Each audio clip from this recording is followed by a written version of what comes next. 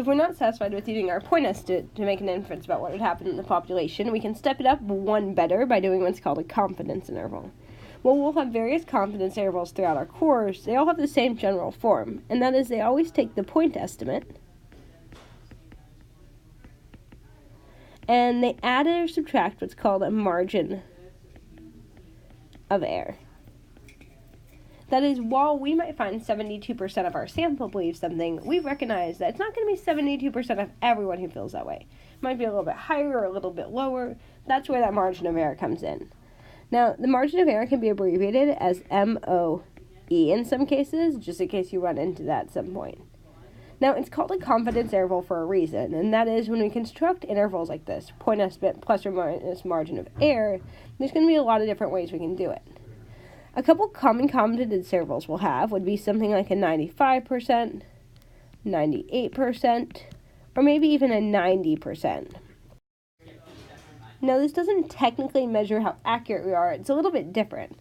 What this tells us is if we made hundreds of confidence intervals like this, based on hundreds of samples,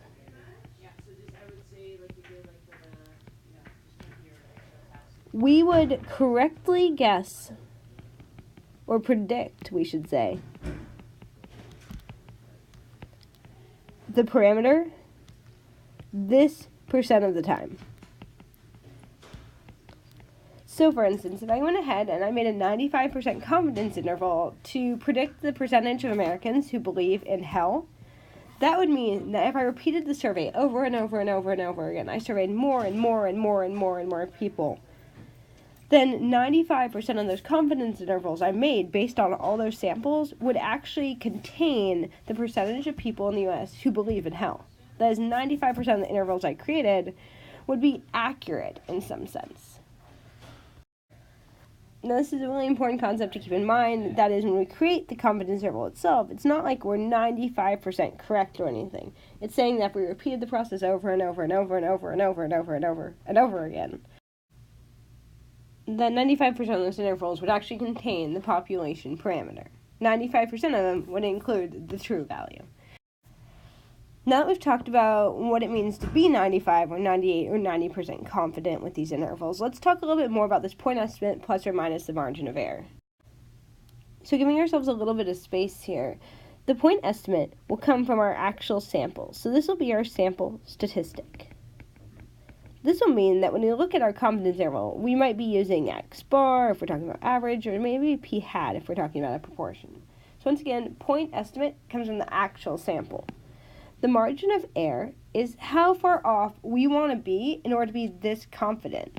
Now, we have things that measure how far off we are, and the most common one, the one we've already talked about, has been a z-score. Remember, z-scores measure how many standard deviations out I am. We can have other measures of that, though, so I'll just go ahead and write that down here. In general, this is a measure of how many standard deviations out we need to go. So, for instance, we know off of the 68, 95, almost all, that if I wanted the middle 68%, if I wanted to do a 68% confidence interval, approximately, I'd use a z-score of maybe one standard deviation away. Now, taking my sample statistics and adding the z-score actually won't do anything for me. That'd be like saying, okay, the average on the SAT is 1,500. Well, if I add 1 to 1,500, it doesn't tell me anything. I need to figure out how many standard deviations I'm going out, and then multiply that by the standard deviation. So that is, I'll take this measure of how many standard deviations I'm going out, 1, 2, maybe 1.5, maybe 2.5, and I'll multiply it by the actual standard deviation. I want to be clear here, z-score is one measure of how many standard deviations that we go, but this is not going to be the one we use all the time. That is, there may be another measurement we can look at. In review, we've come up with the idea that confidence intervals will always be a point estimate plus or minus a margin of error.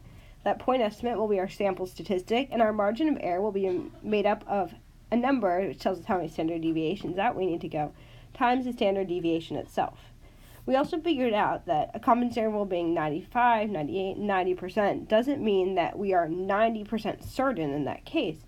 It means if we kept constructing confidence interval after confidence interval after confidence interval, that 95 or 98 or 90% of all those intervals would actually contain the percentage or the average of the population.